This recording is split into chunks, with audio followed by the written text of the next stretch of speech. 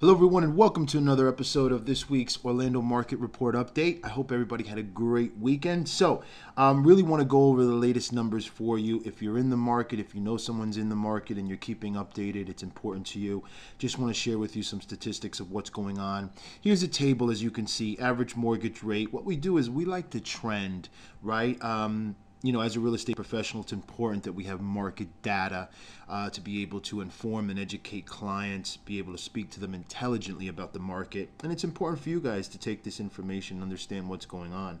We can see if we look back from 2012, we can track the average in the mortgage rates and what we're doing, right? And we can see down here, average 4.47 for the month of January. Total inventory, as I look, anybody that was involved in purchasing a home in this time frame was really going through a lot. The inventory was so low, which is what was the reason multiple offers on every single home. They were gone in 2 or 3 days, you can see. But as we've steadily increased, you'll notice, which I'll share with you this statistic, homes are lingering just a bit longer. I mean, what we're finding is the homes that are really turnkey, beautiful condition, well maintained and priced right are selling very fast. That's what buyers are looking for right now. Other than that, anything outside of that, you're noticing homes lingering just a bit longer, okay?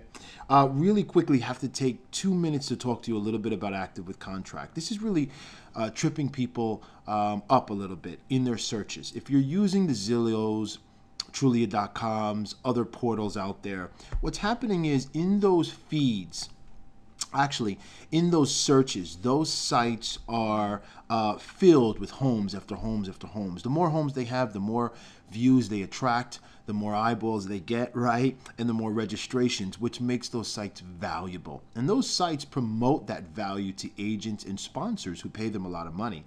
The problem is that this active with contract, look at how many in this month, and then look of all the average active with contracts on the market, and then look at the steady decline. Look at that, 524, 518, from 700, from 9 to 1,000.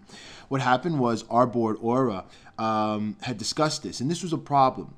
And now they revised this where if you're an agent and you make the listing active with contract, you have to put verbiage into that you're only accepting backup offers. The problem was during this time, agents were just switching this to active with contract, and consumers don't know what active with contract means, but their properties were still showing up on all those sites. So they'd get all your phone calls. And therein lies the value to an agent, right? Because he doesn't want to turn his property off those sites because then he can't get you to call him. And it's a little misleading, and it's a problem. And so it's still happening, but you can see that there are some changes because that verbiage has to be in there that they're accepting backup offers, at least in the MLS. My solution to this is I really want to make sure you guys are using the right search engines to search for your homes if you're a buyer on the marketplace, because it makes a big difference. And we can talk more about that. I'll shed some light. If you want to send me an email, ask me a question regarding that, we'll talk. But, if we're interacting currently and we're working together, I've already discussed this with you because it's important. So as we proceed, new listings, new contracts, under contracts, this I can get this to anybody that really wants it. Days on market, you'll notice. But the last thing to wrap up the video is some important stuff here. So you'll notice one thing I want to talk about.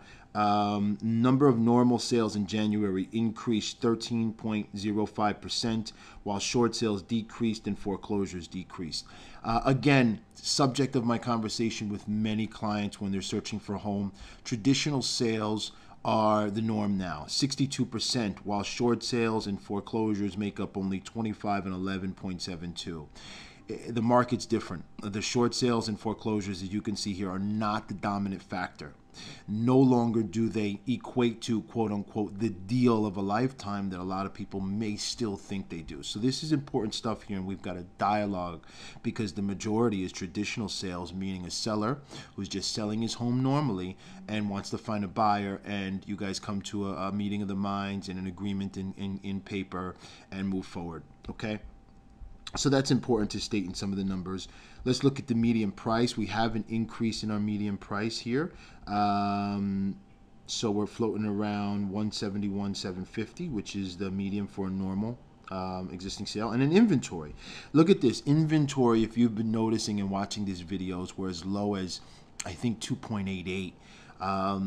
Really, really low, 3.88 maybe, and now we're at 5.52. This is a good thing. If you're a buyer, that means there's more selection, there's more inventory, there's more ability to, find the right house as opposed to feeling so rushed into a purchase because of the speed of the market. And a normal market really cycles and trades at about 6 to 7 months anyway. So we're really out of balance when we're hovering at that 2 to 3 months of inventory. Great for sellers because there's not a lot of competition. There's a lot of buyers, and so it drives up prices. Not so good for buyers. So we're reaching a stability place in our market, in the stabilization area. Other than that, that's all I wanted to really share for this update. Thank you, as always, for your time. I really appreciate it. I always go over. I'm so sorry. I just could keep rambling and rambling on. I'm very passionate about my job. But thanks so much. If you have any questions, you guys can always reach me. Have a great day. Take care.